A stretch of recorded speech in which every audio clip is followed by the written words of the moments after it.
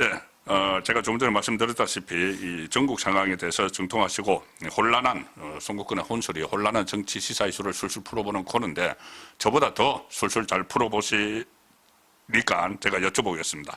일단 두 가지를 할 텐데 하나는 지금 전국을 강타하고 있는 것이 이재명의 공소 취소, 그리고 이재명이 원하는 건 자기 사건 공소 취소고, 그리고 공소 취소를 해줄 사람은 검찰이고, 실제로 검찰이 해야 되죠.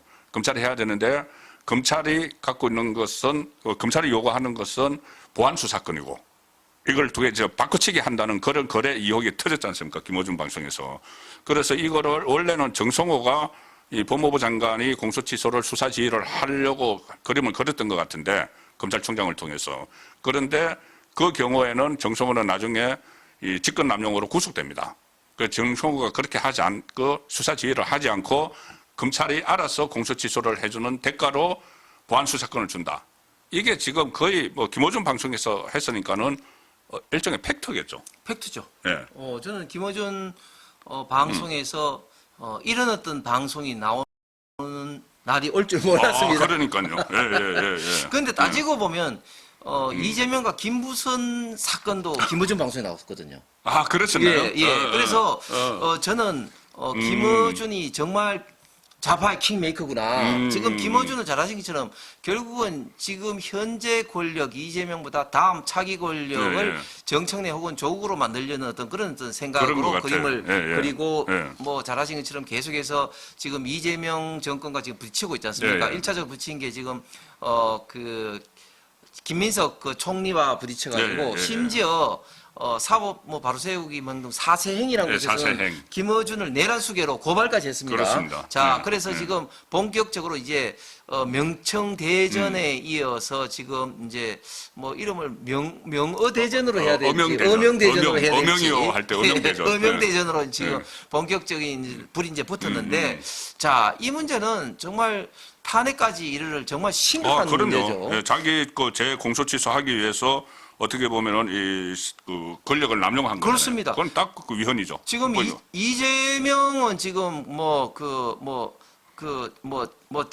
잠들기 전에도 계속해서 본인의 어떤 사법 리스크만 생각할 텐데, 그래서 본인이 재임 중에는 대통령으로서 재판이 중지됐지만 퇴임 이후에는 재판을 할 수밖에 없는 입장이기 때문에 이것을 방어하기 위해서 결국은 사법 파기 3법, 즉 법배곡죄라든지 또 재판 소원 또 대법관 정원까지 통과시켰는데, 그러나 이렇게 해도 결국은 장담을 못하고 퇴임 이후에는 결국은 깜빵에 갈 수밖에 없으니까 본질적이고 직접적인 것은 결국은 검찰의 공소 취소다. 그렇기 때문에 공소 취소에 지금 올인하고 있는 거 아니겠습니까? 그래서 민주당에서도 뭐 공소 취소 모임을 만들었다가 이것을 이제 공식 기구까지 했는데 이것에 대해서는 좌파 진영에서도 좀 생각 있는 사람들은 강력하게 지금 비판하고 있죠.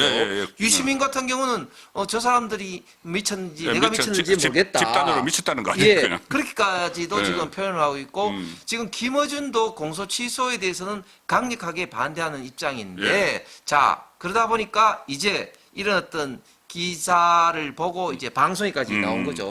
핵심적인 내용은 조금 전에 우리 대표님께서 말씀하신 것처럼 결국은 검찰이 요구하는 보안 수사권을 줄 테니 대신에 이재명 사건의 공소를 취소하라는 소위 말해서 거래를 하고 있다는 건데 저는 다른 방송도 아니고 김어준 방송에서 나온 것은 대단히 사실에 가까운 팩트다 이렇게 생각하고 거기에 대해서 과연 최측근 고위층이 누구냐 결국은 이제 나는 사람은 결국은 검찰하고 거래할 사람은 뭐 법무부 장관 정성호라든지 봉욱 뭐 민정수석이라든지 딱 손에 꼽히지 않습니까? 거기에 대해서 정성호가 말하는 게 또 웃어요.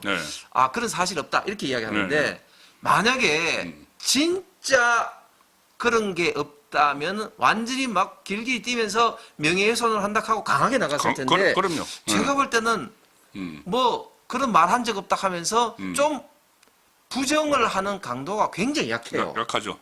저는 그래서 정성호가 뭔가 검찰하고 분명히 이런 그런 어떤 액션이 충분히 있었다. 그리고 정성호 아니더라도 봉욱이라든지 이재명 측근과는 분명히 이런 어떤 움직임이 있다고 보여집니다. 그러니까 정성호가 뭐 그런 사실은 없다고 하면서도 기자들하고 만나서는 그동안 이제 검찰 쪽, 검사들하고 많이 만나봤고, 그 만나는 과정에서 보안 수사권 이야기도 나왔고, 이런 이야기를 했어요. 그러니까 그 과정에서 진짜 문자 메시지를 보냈을 가능성도 있고, 아니면은 말씀하신 대로 봉욱이 이재명 밑에서 직접적으로 어떤 뭐 지침을 받아서 했을 가능성도 있는데, 이게 두 가지예요. 하나는 이제 팩터. 이게 진짜 그런 거래가 있었느냐. 거래가 있었다면은 이것은 탄핵감이 되는 것이고, 이재명 탄핵감이 되는 것이고, 거래가 없었다면은 김어준 방송이 없어져야죠. 이런 중차대한 문제를 이 방송을 했기 때문에 거기에 대해 제재를 가해져야 되는 그런 상황이고, 또 하나는 이는 팩트의 문제고, 또 하나는 좌파 진영에서 내분이 일어나고 있다. 이게 지금 확인이 됐잖아요. 그대로 확인이 됐는데, 그러면 이게 중요한 거는 이제 지방선거 앞두고 있는데, 이걸 국민의힘에서 어떻게 치고 나갈 건지, 어떻게 이슈로 만들어서 이거를 가지고 이재명 정권의 이런 부도덕한 무도한 이것을 공격을 할 것인지 하는데, 구체적인 방법이 송원석 원내대표를 비롯해서 특검을 지금 주장을 하고 있어요. 특검은 현실적으로 국회 의석이 불가능하니까는 소수니까는 불가능한 거 아닙니까?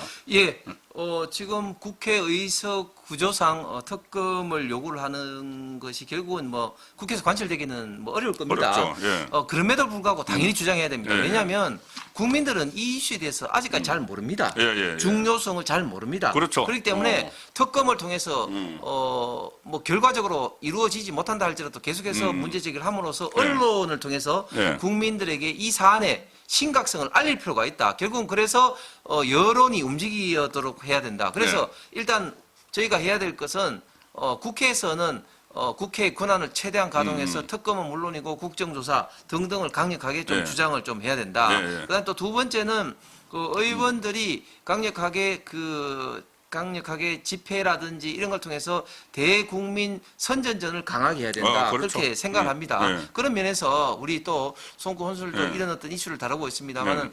방송이나 또 유튜브에서도 강력하게 계속 문제를 네. 제기를 좀 해야 될 것 같고 네.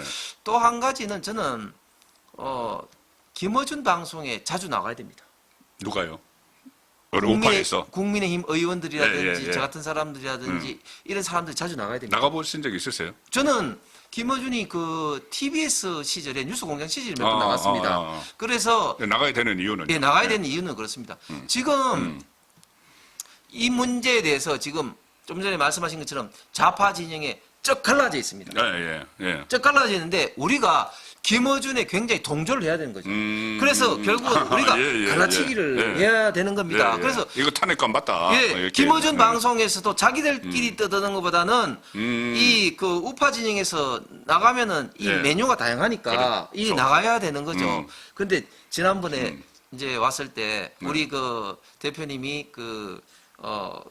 유시민을 국회에 이제 초청해서 초청을 해서 세미나를 해야 된다. 이렇게 해서 이 썸네일을 했지 않습니까? 그렇게 이제 썸네일만 보신 분들은 홍석준이 미쳤나 왜 유시민을 초청해? 이렇게 말씀을 하신 분도 있던데 철저하게 우리가 갈라치기를 좀 하는 차원에서 김어준 방송 특히 지금 좌파 진영의 넘버 1, 2가 김어준과 매불쇼입니다. 근데 매불쇼에도 이 이슈에 대해서는 이 재판글 이슈에 대해서는 강력하게 지금 비판하고 있습니다. 그래서 지금 우리가 좌파 방송에서도 적극적으로 나가서 지금 친명과 반명 특히 이 이슈를 적극적으로 지지를 지금 하고 있는 김어준과 또 그리고 친명 세력을 강력하게 좀 이렇게 갈라치기를 할 필요성이 있다고 봅니다. 그게 이제 중요한 게 왜냐하면은 이게 사실 김어준 그 앞에는 김어준이 내세운 정청래 세력이 있거든요. 그러니까 일단 국회 안에 원내 세력이 있는 거예요, 사실상. 그 김어준 쪽에도. 그러면은 이재명은 워낙 지금 불안하지 않습니까? 재판 문제가 있고, 만약에 예를 들어서 이재명이 지지율이 떨어지고 이런 상황에서 재판 재개해야 된다고 했을 때 국민의힘에서 이야기하는 것도 그렇지만 거기다가 김어준을 위해서 일부 좌파가 거기다 가세를 하면은 재판 재개 가능성이 훨씬 높아지죠. 그리고 또 그런 상황 없으리란 법 없습니다. 탄핵 정국이 조성될 수도 있어요. 실제로. 그렇습니다. 네. 우리가 그 우파에서 2번 탄핵을 당했지만은 그때 전부 다 좌파 민주당이 3분의 2가 된 게 아니거든요. 네. 내부에서 갈라져 가지고 2번 다 탄핵을 당했죠. 그게 이제 거꾸로 되는 상황도 충분히 예상을 할 수가 있습니다. 그렇기 때문에 이 부분에 대해서 적극적으로 봐야 되고 또 더 한편으로는 이 적극적으로 좀 개입을 해서 이게 그 의혹을 파헤쳐야 되니까는 적극적으로 목소리를 낼 수 있는데 조금 전에 이제 특검도 역시 요구를 해야 되지만 지난번에 모셨을 때 그 전장의 중요성을 말씀하셨잖아요. 네. 어디서 전투를 치르는지가 굉장히 중요한데 그렇습니다. 네. 그러면은 특검이라는 전장이 펼쳐지지 않으면은 지금 그때도 제가 말씀드렸죠. 이번에는 좀 더 기회가 더 어떤 뭐 명분이 있다. 뭐냐면은 7개를 대상으로 국정조사 요구서를 제출했지 않습니까? 네. 민주당이. 그러면은 연결된 사건입니다. 공소 취소를 하기 위해서 그 국정조사를 하자는 건데 이거는 공소 취소를 가지고 거래를 한 의혹이 있으니까 이것까지 합해가지고 그럼 국정조사 그래 하자. 그 대신 이것도 하자. 이렇게 전장을 만드는 것은 어떻다고 보십니까? 좋은 전략입니다. 네. 결국은 국정조사를 하는 것 자체가 중요한 거니까. 그렇죠. 어쨌든 뭐 우리가 이제 주고받으면서 국정조사를 저는 무조건 하는 것이 무조건 유리하다. 네. 우리가 2개를 주더라도 그 사법 거래 이슈 이걸 가지고 우리가 끌어들이기만 끌어들이라도 대성공할 겁니다. 그렇죠. 그런데 민주당이 과연 그렇게 할 것인지는 모르겠지만 그러나 한 가지 분명한 것은 이것을 시도를 통해서 국민들에게 이것을 알리고 그리고 이 국정조사를 해야 되는데 민주당이 받아들이지 않는다 이런 것을 계속해서 국민들을 알리는 여론화를 하는 게 굉장히 중요합니다. 예. 그래서 좀 전에 말씀하신 것처럼 이 전장 이 어느 지형에서 싸우느냐 어떤 환경에 싸우느냐 하는 것이 전투에서 성패의 결정적인 요인이 된다고 지난번에도 말씀드렸습니다만은 이 이슈 자체가 나온 것 자체가 우리한테 유리한 거 아니겠습니까? 그렇죠. 반대로 앞서 이야기했던 뭐 윤석열 대통령 절연이라든지 이런 거는 나오는 것 자체가 우리한테 이제 불리한 어떤 이슈고 해서 우리에게 유리한 이슈 그것도 우리 대한민국과 보통의 상식을 갖고 있는 국민들이라면 관심을 가질 만한 이 정도 급의 이슈에 대해서는 정말 당력을 저는 총력을 다해야 된다고 봅니다. 이것은 제2의 대장동까지도 이럴 정도로 굉장히 저는 중요한 문제라고 생각을 하니까 이 문제에 대해서는 정말 우리 국회의원들과 우리 우파 진영에서 결집을 좀 해야 될 것 같습니다. 맞습니다. 그래서 어쨌든 그 좌파 안에서 지금 분열이 일어나고 있는 것은 상당히 지방선거 앞두고 어떻게 보면 호기입니다. 호기니까 빨리 좀 매듭 짓고 내부 문제는 빨리 좀 정리하고 여기에 대해서 전력 투구를 해야 되고 정말 전장을 어디다 만들지 그거 진짜 중요한 것 같네요. 지방선거 앞두고 어떤 전장을 만들어서 거기서 유리한 구제에서 싸워야 되잖아요. 무조건 유리한 구제에 설 수 있는 그 전장을 만드는 게 상당히 중요한데 이 부분도 중요한 이 전장의 하나가 될 것 같아요. 지금 오늘 아침에 보도가 나오고 있는 것들인데 이 법 왜곡죄하고 재판 소원 제도가 오늘 첫날 시행이 됐지 않습니까? 네. 자, 그런데 지금 알려진 게 법 왜곡죄 1호 고발 대상자가 조희대 대법원장입니다. 조희대 대법원장이 이병철 변호사가 좀 김어준 폴에도 출연을 하고 좌파 성향 변호사죠. 윤석열 전 대통령 구속 취소됐을 때 지기현, 심우정 다 고발을 했던 사람입니다. 이 사람이 미리 지난 2일에 이 경찰 국가수사본부의 조희대 대법원장하고 박영재 대법관 그때 그 이재명 사건에서 주심 대법관이었죠. 법 왜곡죄로 처벌해달라고 고발장을 사전 제출했다. 그래서 뭐 여러 가지 이 논란이 있는데 그 부분에 대해서 저는 이렇게 조희대 본인 책임이 좀 있다고 봅니다. 왜냐하면은 이게 그 전에 제가 그런 촉구를 했거든요. 이 민주당이 막 법 통과를 했을 때 그 마지막 남은 게 이재명이 그 거부권을 행사하는 건데 그때라도 기자회견을 좀 해서 이것을 국민에게 알려져야 되지 않느냐. 막지는 못하더라도 그런 상황을 제가 한번 설명을 드렸는데 이 조희대 책임론에 대해서는 어떻게 생각을 했어요? 조희대 대법원장 책임이 가장 큰 것은 사실은 파기 자판하지 않고 파기 완성한 그때까지 가면은 정말 그 아쉽습니다. 생각하고 본인도 지금은 엄청나게 아마 후회할 겁니다. 그런데 지금 사실 조희대 대법원장이 저는 책임론을 말하기 이전에 정말 저는 좀 버텨라 그렇게 좀 말씀드리고 싶습니다. 지금 이제 계속 뭐 사퇴하라고 하고 탄핵한다고 하니까 지금 조희대 대법원장에 대해서 좌파 진영에서 정말 그 십자파를 퍼붓고 있습니다. 네, 예, 지금 민주당과 정청래 측에서는 말로 담지 못할 인신 모욕을 하면서까지 네. 또 사퇴해라. 네. 사퇴도 시기가 있다. 그런 식으로 지금 이제 압박을 지금 가하고 있고 좌파 언론사들도 그렇고 특히 또 이번에 법외국제가 이런 식으로 되면 조희대 대법원장도 대법원장이지만 이제 판사 혹은 검사들이 과연 못하죠. 권력자 예, 예, 내지는 또 돈 많은 사람들 판결을 하는데 예. 제대로 정말 강단 있게 양심적으로 할 수 있을지 굉장히 우려스럽습니다. 그렇습니다. 이런 예. 식으로 계속해서 고발 들어오면 판사나 검사도 인간인데 네. 어떻게 자기의 있던 그 후폭풍을 생각하지 않을 수가 있겠습니까? 그래서 굉장히 우리 대한민국의 어떤 법치주의 사업제도가 근본적으로 위태롭게 될 그럴 가능성이 많은데 이제 그게 현실화되고 있는 것 같아서 대단히 앞으로 우리 대한민국의 어떤 법치주의 내지는 현실이 굉장히 좀 우려스럽기도 스럽습니다. 예, 예. 그러니까 이게 지금 어떻게 보면 이재명 방탄을 위해서 이런 그 악법 3개를 만들었는데 그중에 2개가 벌써 부작용이 일어나고 있습니다. JTBC 방송 가셔야 되니까 제가 마지막으로 하나만 좀 여쭤볼게요. 하나만 제가 말씀드리면 네. 이제 조희대 대법원장이 지금 법외국제 1호 대상이 됐다면 예, 예. 지금 재판 소원제 1호 수위 대상이 지금 양문석이 될 것 같아요. 양문서. 오늘 조금 전에 네. 양문석 의원이 이제 대법원에서 당수 이제 무효. 판결이 났는데 일부가 이제 받아들여졌고 일부는 이제 기각이 됐습니다. 예, 예, 받아들여진 거는 이제 사기, 그러니까 자기 딸이 학생이었는데 사업을 한다는 명분으로 당시에 이제 사기 대출이죠. 이제 대출 사기. 금고로부터 사기 대출을 받았지 예, 않습니까? 예, 예. 그것은 이제 예. 징역형으로 됐기 때문에 예. 국회의원도 당선 무효가 이제 된 건데 또 150만 원 상당의 벌금을 받은 공직선거법은 또 이제 기각이 됐습니다. 예, 예, 예, 그건 예. 이제 파기환송이 됐는데 예. 그런데 그 양문석이 이제 이게 기본권 침해한 소지가 있다고 해서 재판 예. 소원을 하려고 그래요. 그러니까. 야, 이제 이런 식으로 되면 야. 정말 이제 재판 소원이 법물처럼 예. 되기 때문에 정말 이제 우리 대한민국의 국민들이 소송 지옥에 빠질 가능성이 굉장히 많고 결국은 돈 없고 백 없는 사람들이 결국은 손해 볼 수밖에 없다. 그리고 상대적으로 누가 유리하냐? 돈 있고 권력 있는 사람. 예. 특히 대형 로펌들이 수주 사건이 많이 늘어날 거고 살판났네. 그래서 요즘 예. 헌법재판소 재판관 출신들이 몸값이 상한 거랍니다. 그렇겠네. 마지막으로 결정을 하는 게 이제 헌법재판소가 돼버렸어요. 네.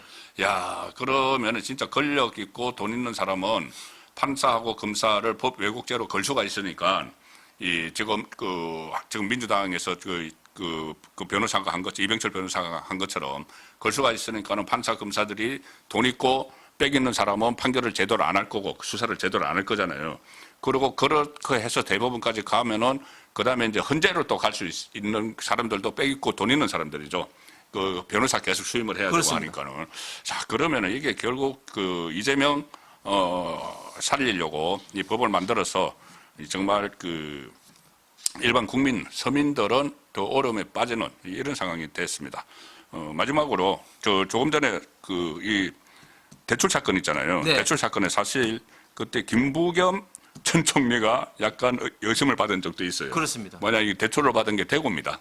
대구까지 갔는데 그 뭐 소개해 준 것 아니냐. 이제 그것은 뭐 사법 처리는 사법적으로 수사는 안 했지만은 그래서 지금 이제 마지막으로 일단 대구시장 선거 열심히 뛰고 오늘 JTBC 갔다가 또 대구 가셔야 되니까 대구 시민들에게 한 말씀 해주시고 마무리하겠습니다.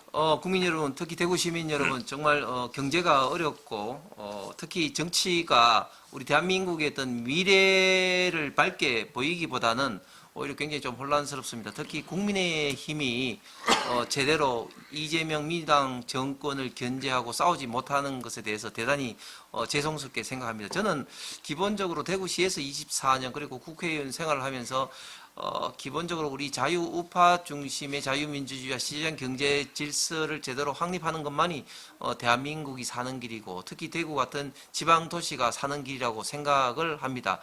그래서 이번에 고민 끝에 대구시장이 나오게 됐는데 대구가 지금 지방 도시로서 굉장히 좀 경제적으로 여러 가지 좀 어렵습니다. 그래서 이런 어려운 대구 경제를 타개하기 위해서는 누구보다도 가장 대구를 잘 알고 또 대구에서 여러 가지 정책적 사업을 해봤고 또 앞으로 대구가 어떻게 돼야 될지 구체적인 아이디어와 정책적 솔루션이 있는 사람이 돼야 되지 그렇지 않으면 제2, 제3의 홍준표밖에 되지 않는다는 것을 우리 대구 시민들께서도 아마 잘 알고 계실 겁니다. 지금 이번에 같이 출마한 분들 다 훌륭하신 분들입니다. 그러나 좀 전에 말씀드린 것처럼 현역 의원은 현역 의원들의 역할이 있습니다.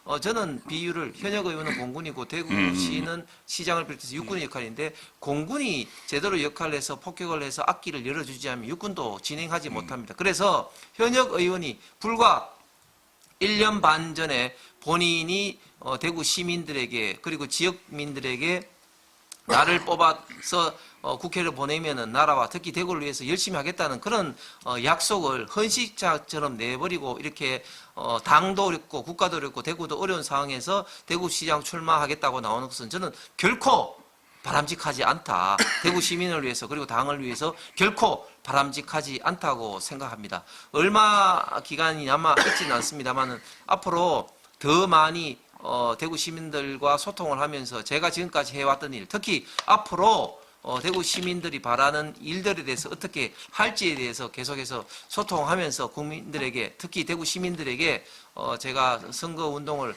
하겠습니다. 좀 그 격려와 성원과 그리고 좀 따뜻한 시각으로 좀 한 번 더 봐주실 것을 다시 한번 좀 부탁드리겠습니다. 감사합니다. 예, 제2, 제3의 홍준표를 막자. 예. 홍석전 대구시장 예비 후보님이었습니다. 예, 고맙습니다. 감사합니다.